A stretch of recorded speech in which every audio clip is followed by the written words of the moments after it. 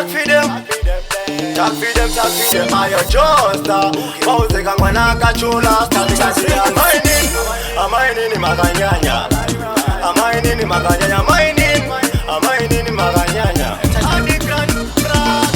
Rola wita kungachiri moti refresh and king manasika nori woti diwa waita kutivani tindiri noti unondakisisa svinune yako body shape unwani koni rola wita kungachiri moti refresh and king manasika nori woti diwa waita kutivani tindiri noti unondakisisa svinune yako body shape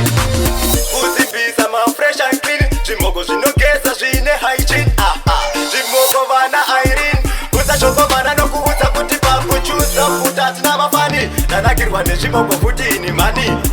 ndisiye ndipo wainirwa mani nezvimoko zvine mushenengene ndati ayeaita kungachiri moti uri fresh and clean mwanasikana uri hoti iwo waita kuti vaniti ndiri noti unonakisisa zvinhu neyako body shape unonikondirola kuita kungachiri moti uri fresh and clean mwanasikana uri hoti iwo waita kuti vaniti ndiri noti unonakisisa zvinhu neyako body shape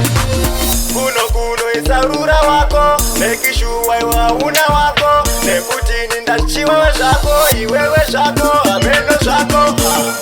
ona body shape kana josta adine wake iye chokomane adine wake kana inini spraga ndine wako ndivakakuita kungachiri moti uri fresh and clean mwanasikana uri hoti ndiwo waita kuti vaniti ndiri noti unonakisisa zvinhu neyako body shape unonikondirola kuita kungachiri moti uri fresh and clean mwanasikana uri hoti ndiwo waita kuti vaniti ndiri noti unonakisisa zvinhu neyako body shape uzipisa ma fresh and clean zvimoko zvinogeza zvine hygiene zvimoko vana Irene kusachokomana nokuudza kuti pakuchuza futa tina mafani nanakirwa nezvimoko futi ini mani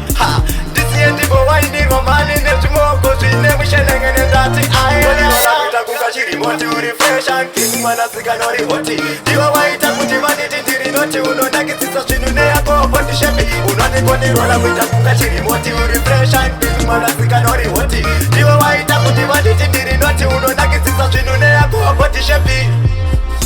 kuno isarura wako nekishuwa iwauna wako nekuti nindachiwewe zvako iwewe zvako ameno zvako ona body shape kana josta adine wake iye chokomane adine wake kana inini spraga ndine wako